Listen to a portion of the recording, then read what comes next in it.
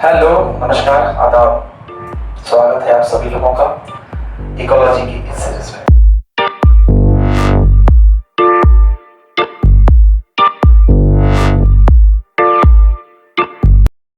अनुकूलन किसी भी जीव के विकास की प्रक्रिया में उस जीव के अंदर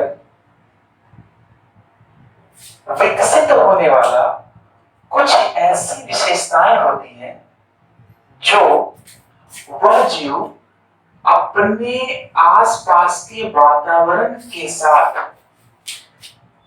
लंबे समय तक संघर्ष करते हुए और उनके साथ उसके अपने वातावरण के साथ समायोजन करने के परिणाम स्वरूप उसके अंदर ये विशेषताएं विकसित होती हैं।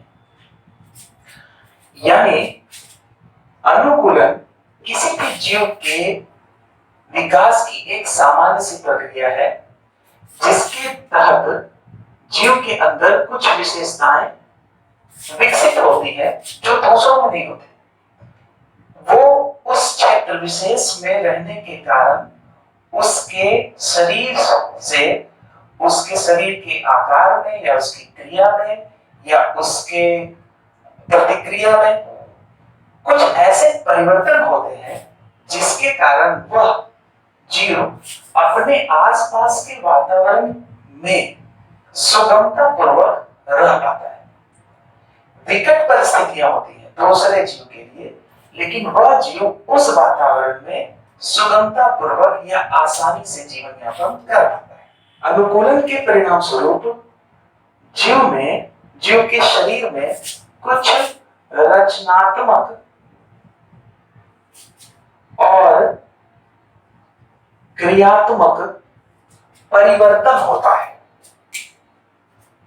इनके कारण वह जीव बदले हुए या विकट वातावरण में वह जीव आसानी से अपने आप को रख पाता है, जीवन यापन और शुद्धि कर पाता है।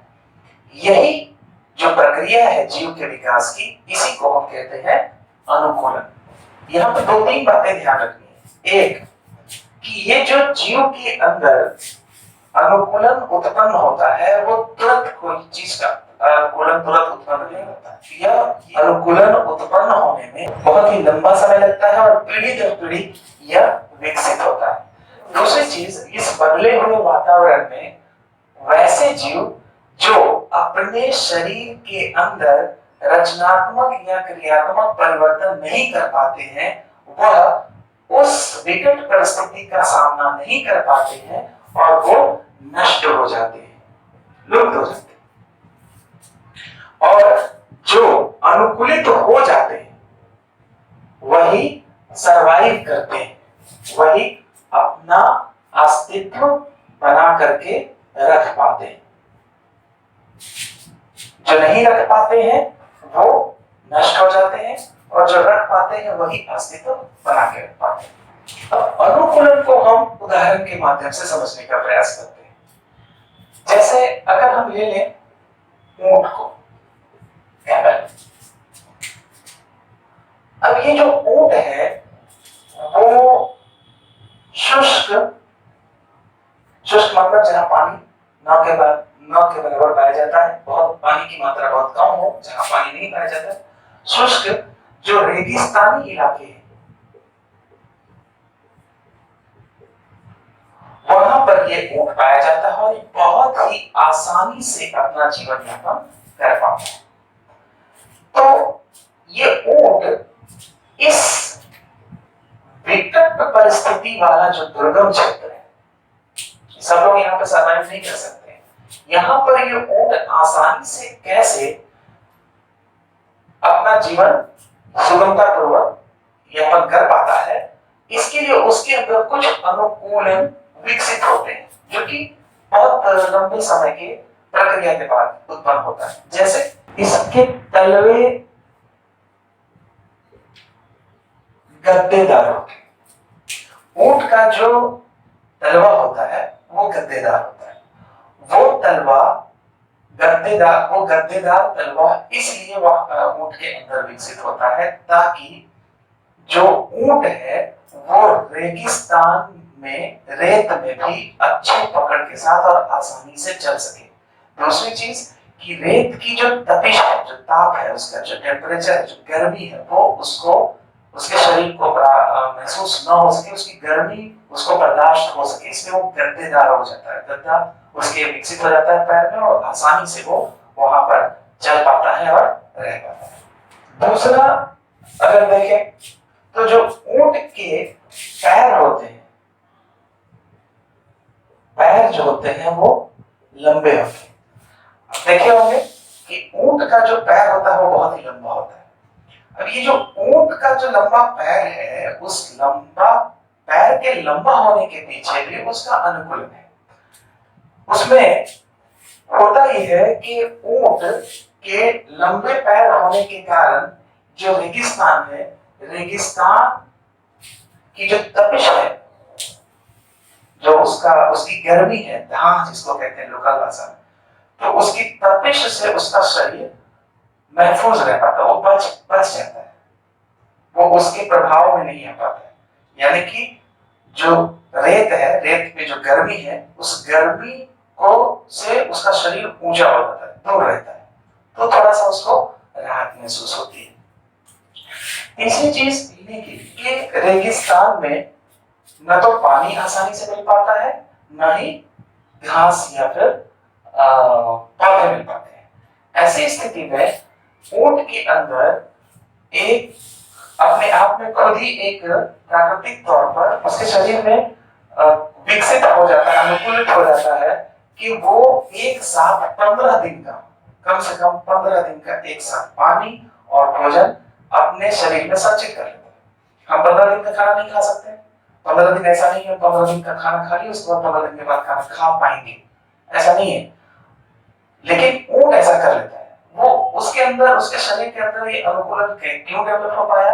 वो इसलिए डेवलप हो पाया क्योंकि वो एक इसी तरह के, वो इस तरह के एक क्षेत्र में रहता है जहां पर ना तो उसको भोजन आसानी से मिलता है, नहीं उसको पानी आसानी से मिलता है। तो जहां भी भोजन और पानी मिलता है जब उसको, तो आसानी से उसको वो स्टोर कर लेता है। उसके शरीर में इतनी क्षमता होती है, उसको स्टोर कर लेता है और उसका खाना जो है उसको उसके जो हैम्प होता है, जो उसका कुबड़ होता है, उसमें वो संचित कर लेता है वसा के तौर पर और उसी से अपना जीवन यापन वो कर पाता है। इसी तरह से आप देखेंगे कि ऊंट जो होता है, उस ऊंट की जो पलकें होती है, वो पलकें बहुत लंबी लंबी होती है ऐसे। अब उस लंबी पलकों का, वो लंबी पलकें उसके अंदर क्यों विकसित हुई है? वो असल में वो इसलिए विकसित हुई है कि जो रेगिस्तान में जो रेत है, ताकि उसका रेत जो है वो उड़ते उड़ते रेत उसकी आंखों में न पड़ता है, वो एक तरह से फिल्टर का काम कर लेते हैं उसके लिए, और वो आसानी से रेगिस्तान में आंधी तूफान जो भी हवा, जो बालू भरी हवाएं चलती हैं, उसमें तो वो आसानी से वो चल पाता है। तो इस तरह से आप समझ सकते हैं कि इसी को कहते हैं अनुकूलन। ऊंट में इस तरह के विशेष क्षेत्र में रहने के लिए सुगमता पूर्वक आसानी से वो जीवन यापन कर पाए, इसके लिए उसके शरीर में कुछ रचनात्मक और क्रियात्मक परिवर्तन हो जाता है, ताकि वो आसानी से उस वातावरण में भी आसानी से वो अपना जीवन यापन कर पाए। इसी को हम कहते हैं अनुकूलन। इसको कुछ और उदाहरण ले सकते हैं, जैसे आप देखेंगे जो शाकाहारी जीव होते हैं उनके दांत बराबर होते हैं, शाकाहारी जीव। लेकिन जो मांसाहारी जीव होते हैं, जो प्रेडेटर्स हैं, जो परभक्षी हैं, वो क्या होता है, वो दूसरे जानवरों का शिकार करते हैं, उनको चीर फाड़ करेंगे, उनकी नाखून देखेंगे आप, हाँ, वो चीर फाड़ करेंगे और उनके दांत जो है वो नोकीले होते हैं, जिससे कि वो आसानी से कर पाए। वो कैसे डेवलप हुआ? क्योंकि उनको उसी से खाना है।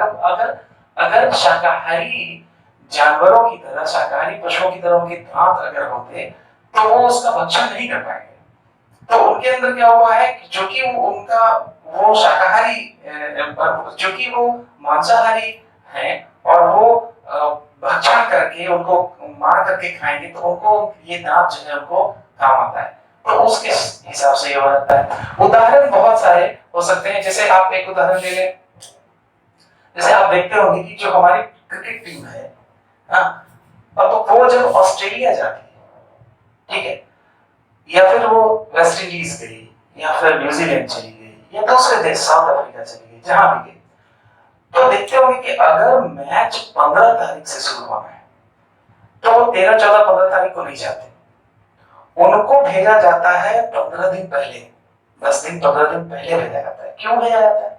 वो इसलिए भेजा जाता है क्योंकि भारत की जो पर्यावरणीय दशाएं हैं, पर्यावरण की जो एनवायरमेंटल कंडीशन है इंडिया की, वो ऑस्ट्रेलिया के उससे डिफर है, उससे भिन्न है। वेस्ट इंडीज के उससे डिफर है, उससे भिन्न है। न्यूजीलैंड की डिफरेंट है। तो होता क्या है कि हमारे शरीर इस 24 घंटे में एक तरह से अभ्यस्त होता है किसी भी अपनी एक्टिविटीज को करने के लिए। वो अभ्यस्त होता है कि इतने देर तक वो काम करता है, फिर उसको नींद आने लगती है, फिर उसको भूख लगती है, या फिर इस तरह का टेम्परेचर वो रह पाता है, और उसका टेम्परेचर में ज्यादा टेम्परेचर, ये सब बहुत सारे शरीर की विशेषताएं होती हैं जो अभ्यस्त होती हैं इंडिया में। अब ये क्या होता है कि ये जब जाएंगे, ऑस्ट्रेलिया जाएंगे, न्यूजीलैंड जाएंगे, वेस्ट इंडीज जाएंगे, साउथ अफ्रीका जाएंगे, तो ये इसीलिए इनको भेजा जाता है ताकि ये 15 दिन 20 दिन में, 10 15 20 दिन में वो क्या करें कि उनका शरीर वहां के पर्यावरण के साथ अनुकूलित हो जाए, ताकि जब वो मैच खेले तो उनको परेशानी ना हो। शरीर अपने आसपास के वातावरण के साथ, जीव का जो शरीर है वो अपने आसपास के वातावरण के साथ अनुकूलित होने, यानी उसके साथ सामंजस्य करने की क्षमता रखता है, उसके साथ संघर्ष करने की क्षमता रखता है। थोड़ा सा टाइम लगता है, शुरुआत में थोड़ी प्रॉब्लम होती है, फिर धीरे धीरे उसमें अभ्यस्त हो जाता है और वो उसको एडॉप्ट कर लेता है, उसमें आसानी से रह जाएगा। उदाहरण बहुत सारा दिया जा सकता है, लेकिन वीडियो बहुत बड़ा हो जाएगा, इसलिए हम उम्मीद करते हैं कि आप एडॉप्टेशन समझ गए होंगे। अब हमको देखना है कि एडॉप्टेशन कितने प्रकार के। सबसे पहले है आपका आकारिकी या संरचनात्मक। इसको क्या समझना है, ये जो कोई भी जीव है, उस जीव की शरीर की संरचना में, उसका जो शरीर है उसके अंदर कुछ ऐसी विशेषताएं विकसित हो जाती है जो उसको विशेष क्षेत्र में रहने के अनुकूल बनाती है। ठीक है, जैसे हमने अभी आपको बहुत सारा उदाहरण दिया, जैसे ऊंट के अंदर जितने उदाहरण मैंने दिए, चाहे उसका तलवों का गद्देदार होना हो, या उसके टांगों का, पैरों का लंबा होना हो, या उसकी पलकों का पलकें लंबी होना हो, या फिर जल की कमी होने के कारण उसके शरीर के अंदर जल संरक्षण के अनुकूल क्रियाएं विकसित होना हो, ये सब आकारिकी संरचना या स्ट्रक्चरल या मॉर्फोलॉजिकल एडेप्टेशन के अंतर्गत आते हैं। अब इस आकारिकी अनुकूलन में एक नियम आपको याद रखना है, ये अक्सर पूछता है, एलन का नियम। एलन के नियम के बारे में नोट्स लिखने के लिए दे देता है। तो एलन का नियम क्या है, इसको आप नोट कर लीजिए। ठंडी जलवायु वाले स्तनधारियों के कान और पैर काफी छोटे होते हैं ताकि उसमें ऊष्मा की हानि कम से कम हो सके। यह एलन महोदय के द्वारा दिया गया नियम है, जिसके अंतर्गत उन्होंने बताया है कि ठंडे प्रदेशों में जितना हम ध्रुवों की तरफ चले जाएं, जो जीव वहां पाए जाते हैं, पांडा को ले लें आप, ठीक है, पेंगुइन को ले लें, तो क्या होगा कि इनके जो कान हैं और पैर हैं, वो उनका बताया हुआ नियम है कि कान और पैर जो है वो जितने आप उधर जाएंगे उतना ही वो छोटा होता है। और इसका कारण होता है कि वो ऊष्मा का संरक्षण करना चाहता है, क्योंकि वहां टेम्परेचर ऑलरेडी कम है और उसमें भी ऊष्मा निकल जाए, तो ऊष्मा के संरक्षण के लिहाज से, ऊष्मा के संरक्षण के हिसाब से उसके शरीर में, उस ठंडे प्रदेशों के जो स्तनधारी हैं उनके अंदर ये अनुकूलन पाया जाता है कि उनके जो कान हैं और जो पैर हैं ये छोटे होते हैं। ये एलन का नियम है, इसको आप ध्यान रखिएगा। दूसरा अनुकूलन है आपका फिजियोलॉजिकल एडेप्टेशन। ये किस प्रकार का अनुकूलन होता है?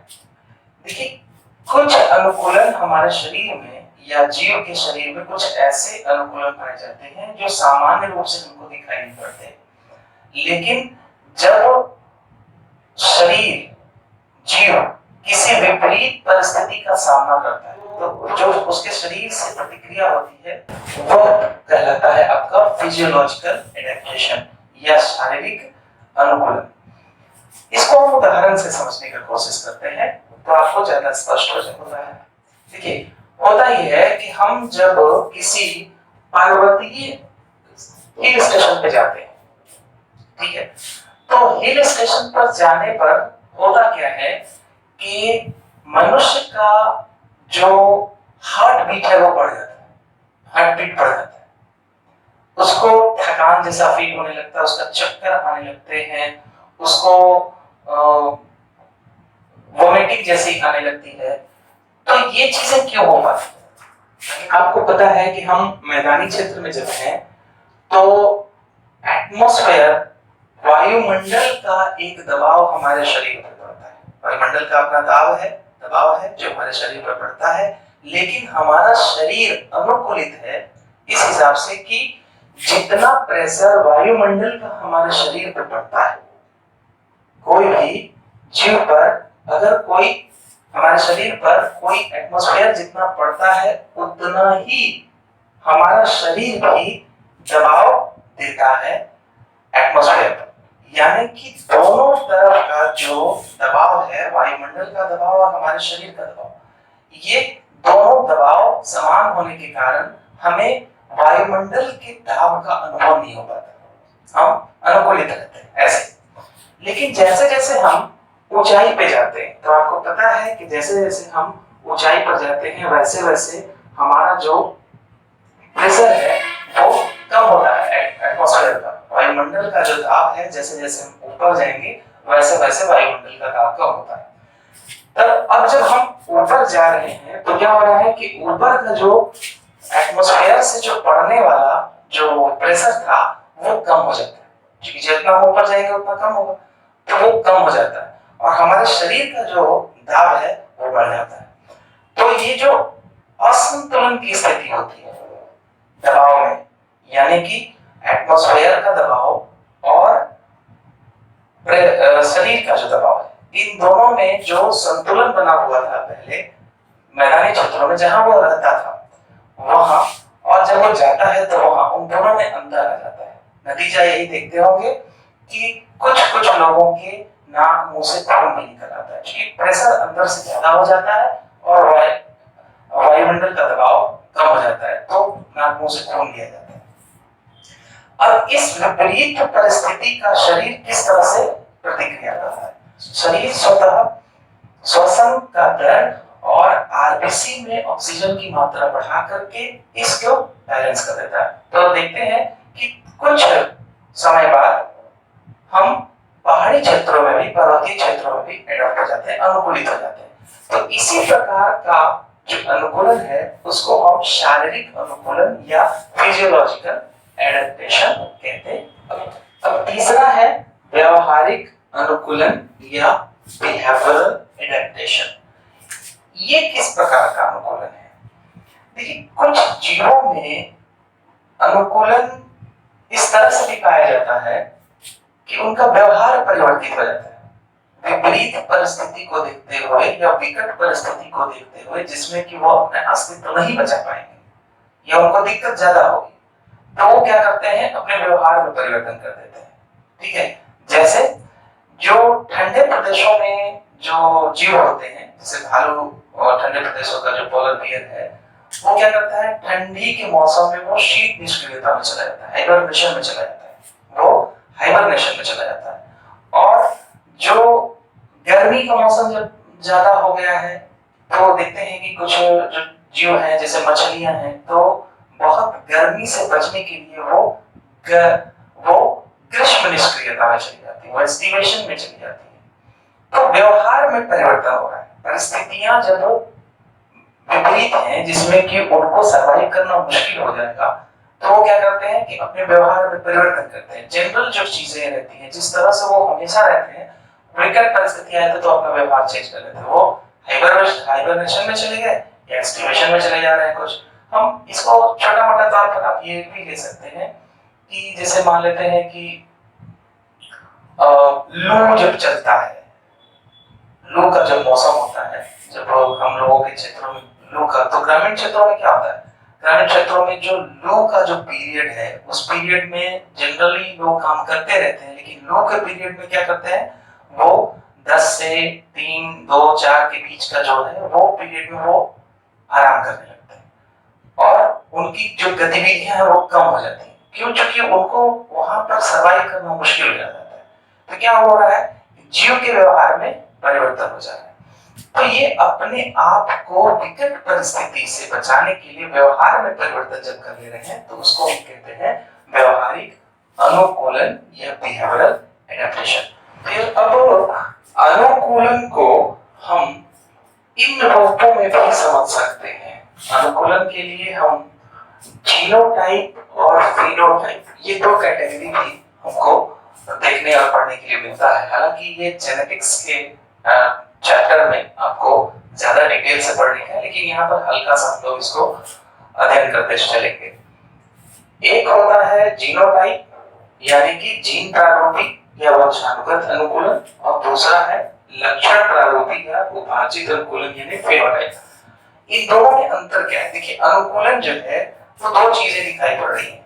एक जो जीव है, उस जीव के अंदर उसके जीन में ऐसा परिवर्तन होता है, धीरे धीरे परिवर्तन होता चला जाता है और पीढ़ी दर पीढ़ी वो उसको मिलता चला जाता है, यानी वंशानुगत अनुकूलन हो पाया जाता है। जैसे ऊंट का बच्चा, वो ऐसा नहीं कि हर ऊंट उस तरह से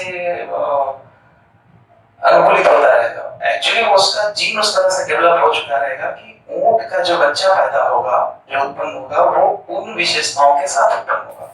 इसलिए इस तरह से जो शरीर में जो विशेषताएं पाई जा रही हैं जीनों के कारण, उनको हम जीनोटाइप एडेप्टेशन कहते हैं। जैसे कि ऊंट के जो तलवे हैं वो गद्देदार हैं, तो ये क्या होगा, ये जीनोटाइप एडेप्टेशन हुआ।